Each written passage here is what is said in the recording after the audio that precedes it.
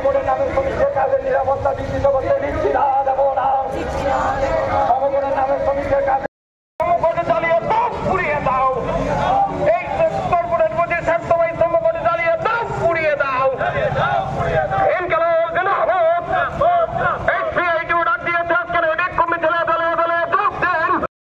অবিলম্বে বাতিল করতে হবে। এই শ্রমকোটের নামে শ্রমিকদের সমাধাসে পরিণত করা চলছে না, চলবে না। এই শ্রমকোটের নামে শ্রমিকদের সমস্ত অর্জিত অধিকার কেড়ে নেওয়া চলছে না।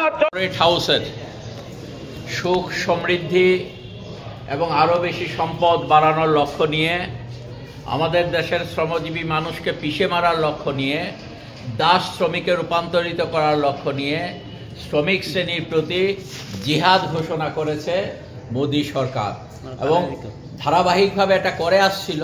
শ্রমজীবী মানুষের চাপের ফলে কার্যকর করতে পারেনি। ওরা মনে করেছে বিহার নির্বাচনে জয়লাভের পর এখন তারা যেন পুরোটা ভারতটাই দখল করে নেবে। আর তার লক্ষ্য নিয়েই আমাদের দেশের যে কোটি কোটি শ্রমজীবী মানুষ আছেন, সেই শ্রমজীবী মানুষের চূড়ান্ত সর্বনাশ করার লক্ষ্যে, তাদের জীবনে সর্বনাশ ডেকে আনার লক্ষ্য নিয়েই শ্রমকোট 4টি কার্যকর করেছে 21শে নভেম্বর থেকে। তারই প্রতিবাদে সারা ভারতবর্ষে প্রতিবাদ হচ্ছে।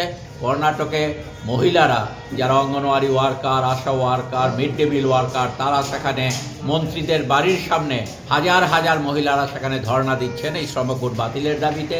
এমনিভাবে সারা ভারতবর্ষে এই শ্রমকোট বাতিলের দাবিতে লক্ষ লক্ষ শ্রমিক তারা কলে কারখানায় রাস্তায় নেমেছেন। আমরাও ত্রিপুরা রাজ্যে 26শে নভেম্বর প্রতিবাদ জানিয়েছি। আজকে এখানে প্রতিবাদ ধ্বনিত করছি। আগামী দিনও আমাদের এই প্রতিবাদ থাকবে। বস্তু হলো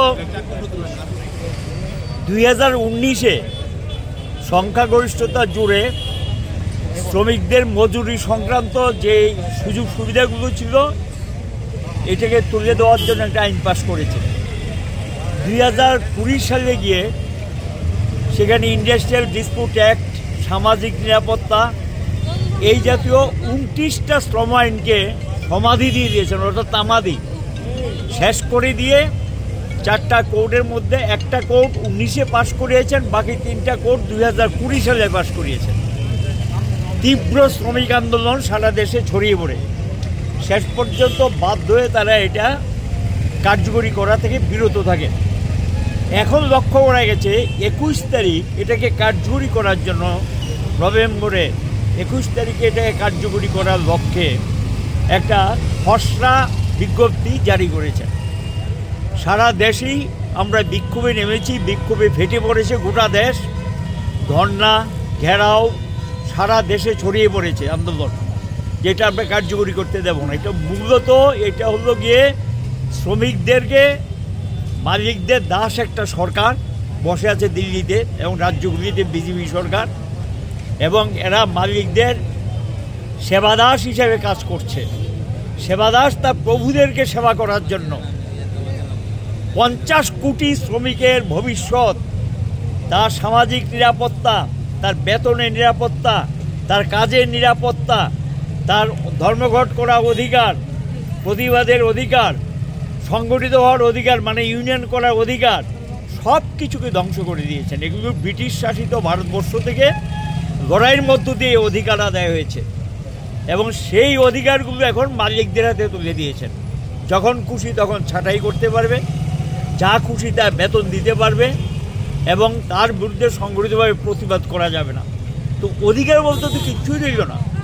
এবং এই 29টা আইনের মধ্যে ভারতবর্ষের কেউ আর বাদ নেই, শিক্ষক কর্মচারী থেকে আরম্ভ করে যারা, তারা শুধু তাই না, ভবিষ্যৎ প্রজন্ম যারা, তাদেরও কাজ পাওয়ার কোনো সম্ভাবনা থাকবে না এবং কাজ পেলেও নামমাত্র বেতনে তাদেরকে কাজ করতে হবে এবং সেই কাজটা হবে অনিশ্চিত কাজ। এবং এই অনিশ্চিত কাজ, অনিশ্চিত অবস্থা দিকে ভারতবর্ষটাকে ঠেলে দিয়েছেন এবং এটা মূলত তারা বলছে লোক নিয়ে আনার জন্য। লগ্নি তো আসবে না, লগ্নি উঠে যাচ্ছে ভারতবর্ষ থেকে। মানুষের ক্রয় ক্ষমতা কমে গেছে, শ্রমজীবীদের হাতে পয়সা নেই, বাজারে কাটতি নেই, শিল্পে মন্দা, কৃষিতে মন্দা, দেশ বিপন্ন, গোটা দেশের মানুষও বিপন্ন। কাজেই শ্রমজীবী হিসেবে আমরা দায়িত্ব নিয়েছি এই দেশকে রক্ষা করার, মানুষকে রক্ষা করার, লড়াইতে নামার জন্যই আমরা দানবীয়, এটার নাম দিয়েছি আমরা দানবীয় শ্রমকোট। এই শ্রমকোটকে বাতিল করার দাবিতে রাস্তায় নামছি। এই লড়াই তীব্র প্রতিরোধের সংগ্রাম হয়ে উঠবে এবং এই লড়াইয়ের মধ্য দিয়ে হয়তোবা সরকারের টনক নড়বে এবং রাজনৈতিক লড়াইতে পরিণত হবে। লড়াইটা ছিল আর্থিক। যদি সরকার এটাকে বন্ধ না করে এই লড়াই আমাদের স্লোগান তুলতে হবে, এই সরকারকে চলতে দেওয়া যায় না। এটা দেশের জনগণের, শ্রমজীবী গরিব মানুষের চরম স্বার্থবিরোধী একটা দানবীয় সরকার। এটার বিরুদ্ধে মানুষকে নিয়ে আমরা রাস্তায় ঢুকব এবং লড়াইটা ছিল আন্দোলনে, ভবিষ্যতে আন্দোলন হবে প্রতিরোধের সংগ্রাম। প্রতিবাদ থেকে প্রতিরোধের দিকে যাচ্ছি আমরা। এবং পরিষ্কার কথা, গোটা দেশে একটা বিদ্রোহের রূপ নিয়েছে শ্রমজীবীদের মধ্যে। কেন? এটা তার ভবিষ্যৎ বিপন্ন। স্বাভাবিক কারণে পিছের দিকে যাওয়ার কোনো রাস্তা নেই, সামনে যাওয়ার পথ ছাড়া। কাজেই তাদের নিজেদেরকে রক্ষা করার জন্য এই লড়াইতে নেমেছি। আজকে এটা প্রাথমিক পর্যায়ে আমরা শুরুয়াত করলাম এবং এই লড়াই চলবে। এবং 10টা ট্রেড ইউনিয়ন দিল্লিতে বসেছে, আরও আলোচনা চলছে সংযুক্ত কিষাণ মোর্চার সঙ্গে।